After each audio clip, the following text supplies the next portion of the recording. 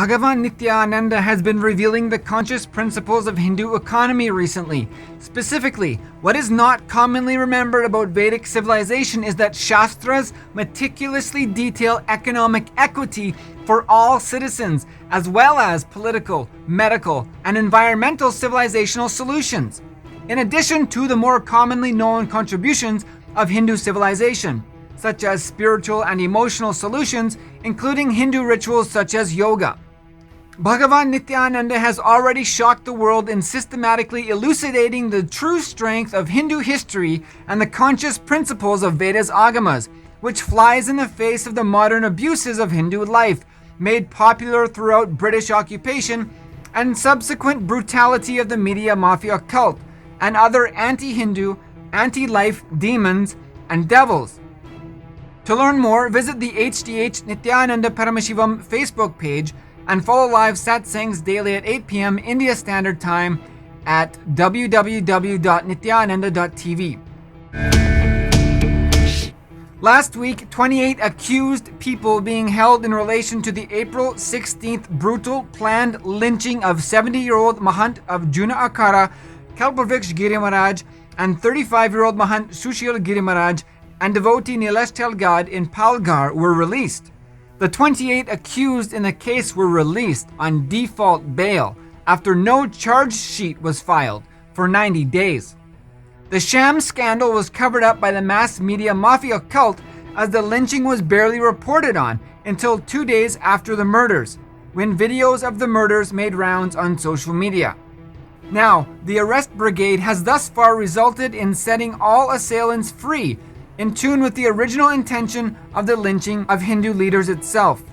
On the 13th of May, Digvijay Trivedi, a lawyer representing the murdered Mahants, was killed in a car crash on his way to the courthouse.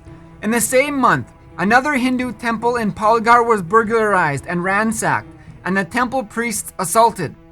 Many other Hindu temple priests and attendants, young and old, were variously murdered and assaulted during the same time period this year. In the same month, on May 10th, the media cult also neglected to report on an 85-year-old Hindu saint, Sri Mahayogeshwar Mahatma, who was cut to pieces in his ashram while his head was cut off and his arms were both cut off. Media was silent about it. Anyone who reported minimized the report and did not tell of the disgraceful and brutal nature of the murder itself. Ganesha Chaturthi is August 22nd. Coming off Krishna Janmashtami and Indian Independence Day. Celebrations of Indian Independence Day were met by anti-Hindu, not-so-peacefuls who variously shouted racial slurs and stomped on the Indian flag in the City of London.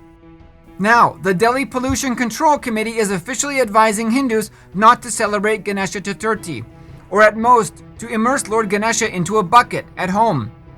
Anyway, amidst coronavirus concerns, the gatherings will be avoided this year. However, banning Ganesha Chaturthi became an official state stance in 2015 when the timeless Hindu ritual was banned from the river Yamuna. This despite tons of toxic chemicals from tanneries and other industry pumped into the river every minute, killing the river life and replacing Hindu devotion of more than 10,000 years, of Ganesha Chaturthi rituals ensuring the waters are consistently energized through devotional prayer and the biology of conscious intention. Of course, anywhere near this amount of intelligence is absolutely absent anywhere amongst the anti-Hindu media mafia. And just 2 days back, Bahrain was the source of a viral social media video depicting a woman breaking Ganesha idols. But there's no Hindu Holocaust. There's no target on Hindus. And the Times of India has published a report exposing the premeditated and coordinated attack on Bengaluru last week, where 2 police stations were burned and 60 police officials injured, some of whom cried to their superiors for their life and for permission to use their firearms in self-defense of their lives. The media mafia cult took advantage of the opportunity to suggest that at least next time Hindu temples should be attacked, as a response to popularized Facebook postings.